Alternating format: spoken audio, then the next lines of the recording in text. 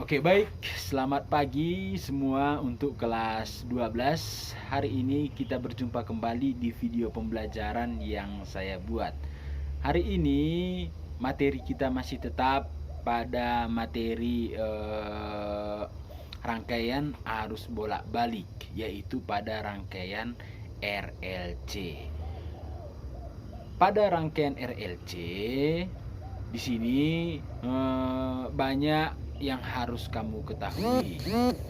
Untuk siswa-siswa sekalian semuanya, adapun tujuan pembelajaran kita pada materi ini agar kamu bisa mengetahui bagaimana itu rangkaian RLC, bagaimana itu penerapannya di dalam kehidupan sehari-hari, terutama di dalam rangkaian-rangkaian listrik. Contohnya itu komponen-komponen listrik.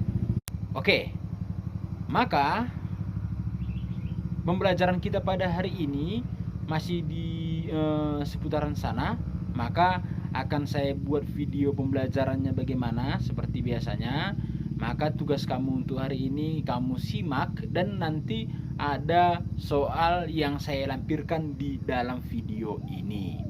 Baik, untuk semua siswa kami kelas 12, silahkan kamu belajar dari video yang saya buat berikut ini. Oke, materi kita seperti yang saya katakan tadi itu masih di dalam materi rangkaian listrik arus bolak-balik. Kalau kemarin kita membahas rangkaiannya itu ada dia rangkaian R, ada dia rangkaian L, dan ada dia rangkaian C, dan sudah kita gabung di semuanya itu. Maka sekarang kita akan membahas bagaimana itu daya dalam rangkaian bolak-balik, atau pada arus bolak-balik ini sering dibuat itu rangkaian AC.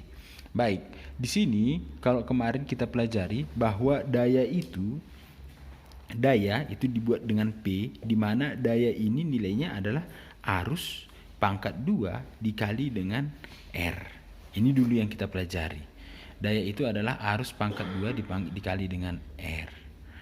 Itu pada hambatan. Sekarang dalam rangkaian RLC seri, daya yang digunakan ditentukan oleh persamaan ketika R ini, hambatan ini menjadi impedansi, dan tegangannya itu adalah tegangan efektif.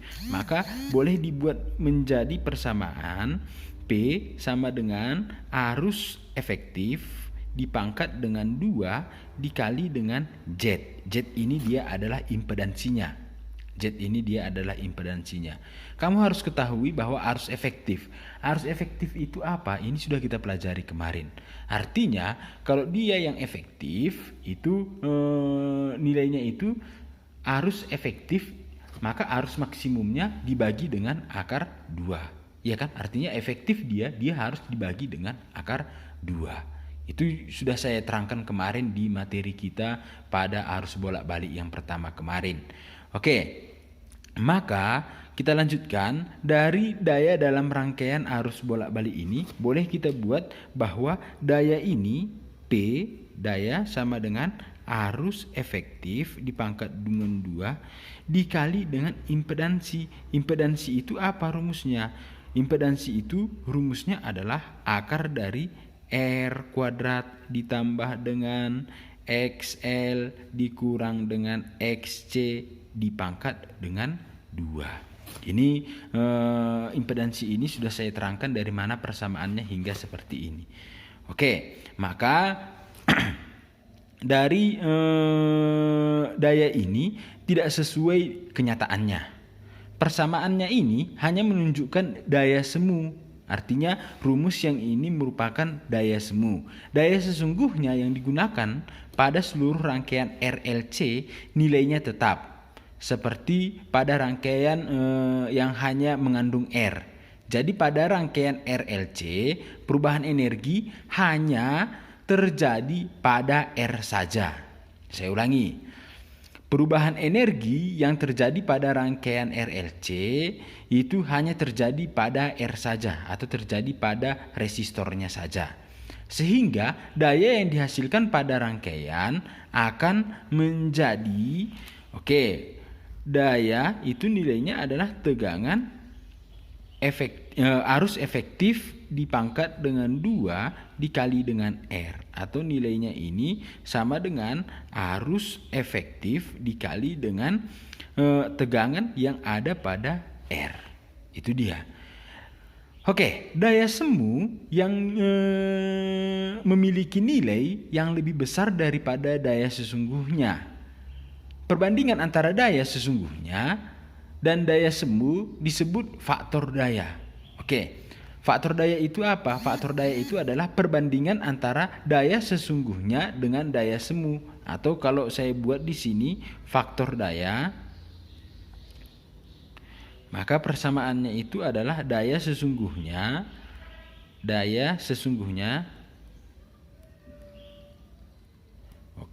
berbanding dengan daya semu. Berbanding dengan daya semu, atau boleh kita buat persamaannya ini menjadi bagaimana? Persamaannya ini menjadi arus efektif, arus efektif dikali dengan yang sesungguhnya itu tadi apa? Yang sesungguhnya tadi itu kan dikali dengan R. Tadi kan sudah saya jelaskan yang ini, daya sesungguhnya. Maka dia dibagi dengan ini arusnya ini adalah arus efektif pangkat 2 dibagi dengan daya semu. Daya semu itu apa? I efektif kuadrat dikali dengan yang semu. Yang semu itu apa? Yang semu itu adalah yang ini. Kan ini tadi yang saya katakan dia semu. Sudah saya jelaskan tadi. Maka dia dikali dengan Z. Sehingga kalau kita lanjutkan ini, bahwa arus efektif kuadrat dengan arus efektif kuadrat, karena perbandingan dia ini boleh kita coret, ya kan? Boleh kita coret. Sehingga tinggal apa? Tinggallah dia itu menjadi R dibagi Z. Artinya di sini R ini dia adalah resistansinya dibagi dengan impedansinya. Itulah dia untuk faktor daya. Sehingga kalau kita membuat diagram vektor, karena apa? Karena kalau untuk R, untuk R kalau digambarkan dia kira-kira seperti ini. Inilah dia untuk R-nya, dan inilah dia kira-kira boleh dia mengarah ke sini, boleh dia mengarah ke sini, ya kan? Itu tergantung dari besar kecilnya induktansi diri dan kapasitor. Maka kita misalkan dia seperti ini. Inilah dia arah daripada Z. Sehingga kalau ditanya dia diagram vektornya itu bagaimana, maka diagram vektornya itu boleh dibuat dia seperti ini. Inilah dia untuk diagram vektornya. Artinya kalau kita buat dia dalam bentuk persamaan, nilainya itu adalah kosinus theta daya semu itu ini faktor daya, bukan daya semu ya. Maka nilainya itu sama dengan R dibagi dengan Z. Jadi ini yang paling penting.